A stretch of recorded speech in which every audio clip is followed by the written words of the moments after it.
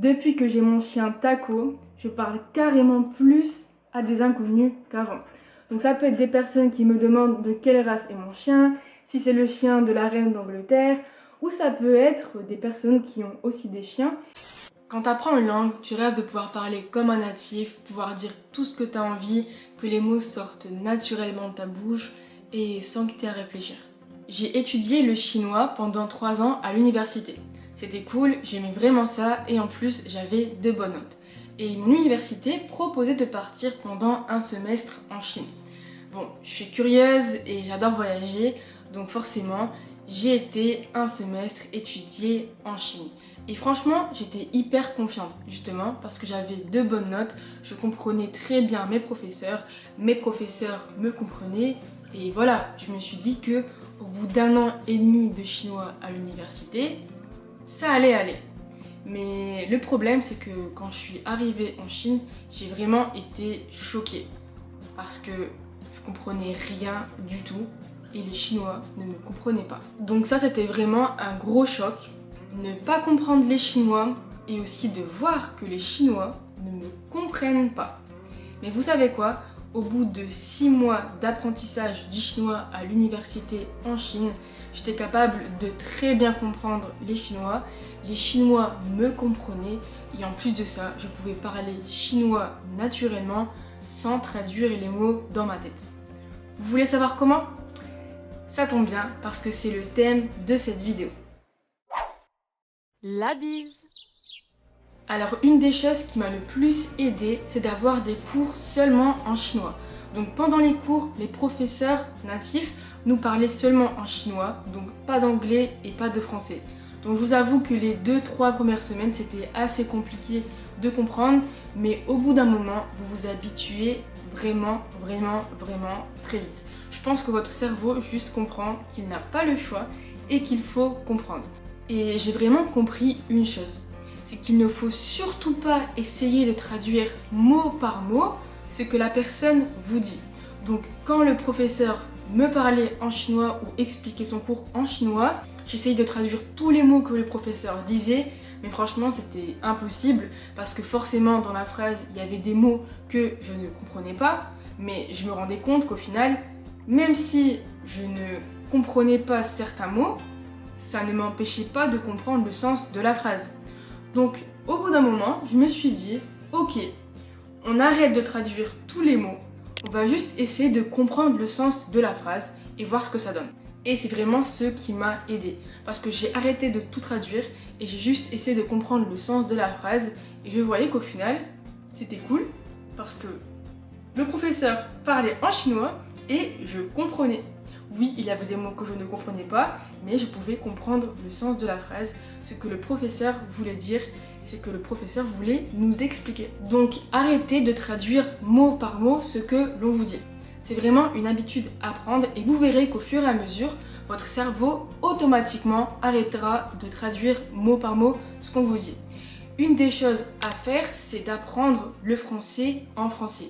Alors si vous êtes vraiment débutant en français et que ça vous fait peur, alors pourquoi pas commencer à apprendre le français dans votre langue natale, mais je vous conseille de ne pas faire ça longtemps, je pense que 2-3 mois c'est suffisant et commencer à apprendre le français en français. Vous allez voir que c'est pas si difficile et c'est pas si horrible que ça. Essayez et vous verrez. Et d'ailleurs, s'il y a des personnes qui apprennent le français en français, n'hésitez pas à me le dire en commentaire et à motiver les autres. Nomme les objets, les choses, les situations, ce qu'il se passe en français. Alors oui, tu connais déjà le nom des objets dans ta langue natale, mais commence à les nommer en français. Faites comme si les objets avaient plusieurs noms, comme si c'était une même langue. Donc par exemple, ça, c'est un stylo, mais c'est aussi pencil, rutschka en russe. Et c'est vraiment quelque chose qui marche. Oui, c'est un peu bizarre de se dire ça a plusieurs noms et comme si on parlait dans une même langue, mais ça fonctionne vraiment. Quand j'étais en Russie et que je ne savais pas comment s'appelait une chose, je demandais souvent à mes amis comment ça s'appelait en russe. On me le disait et c'était vraiment très rare que je traduisais directement en français. Donc par exemple, si je voyais une bouteille, je disais comment on dit ça en russe, buteoka et je ne traduisais pas en français. Je savais que ça, c'est buteoka. Et il y a même des fois où j'oubliais comment ça se disait en français. Et ce qui est bien, c'est qu'au moins, quand je voyais cet objet-là, imaginons une bouteille, je savais que ça c'est buteoka. Je n'avais pas à me dire donc bouteille en russe ça va être buteoka. Non, je sais que c'est buteoka et c'est tout.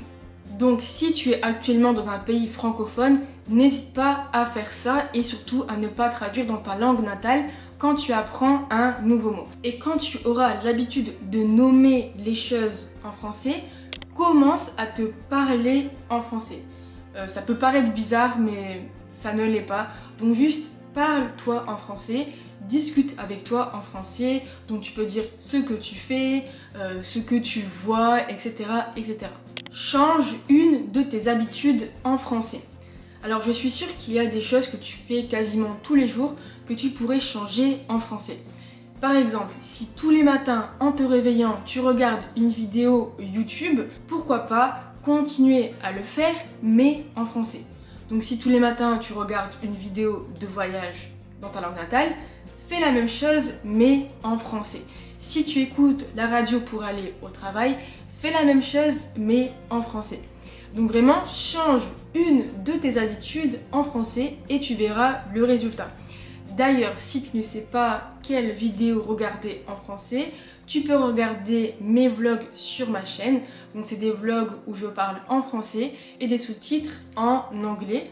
Donc c'est des vlogs où le voyage. Un de mes derniers vlogs était en Normandie. Je vous montre la Normandie, la France. C'est vraiment un moyen hyper sympa d'apprendre le français tout en voyageant à travers la vidéo et en découvrant de nouveaux paysages. Si tu habites dans un pays francophone, n'aie pas peur de discuter avec les gens. Alors je sais que c'est toujours plus facile à dire qu'à faire, mais vraiment n'aie pas peur de discuter avec les gens, surtout si tu te trouves dans un pays francophone.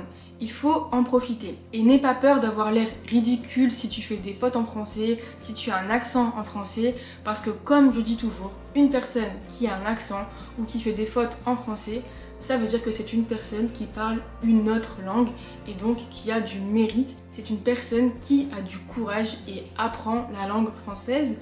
Donc n'aie pas peur et parle. Donc profite de chaque opportunité pour discuter. Si tu es à un événement, à une soirée et qu'il y a des francophones, n'hésite pas à aller discuter avec eux. Et aussi, si tu as un chien, j'ai une bonne nouvelle. Parce qu'en fait, j'ai découvert que quand tu as un chien, c'est tellement plus facile de discuter avec des inconnus. Avant, c'était très rare que je discutais avec des inconnus dans la rue. Depuis que j'ai mon chien Taco, je parle carrément plus à des inconnus qu'avant. Donc ça peut être des personnes qui me demandent de quelle race est mon chien, si c'est le chien de la reine d'Angleterre, ou ça peut être des personnes qui ont aussi des chiens et on discute ensemble. Donc si vous avez un chien, allez le promener tout simplement et discuter avec les Français.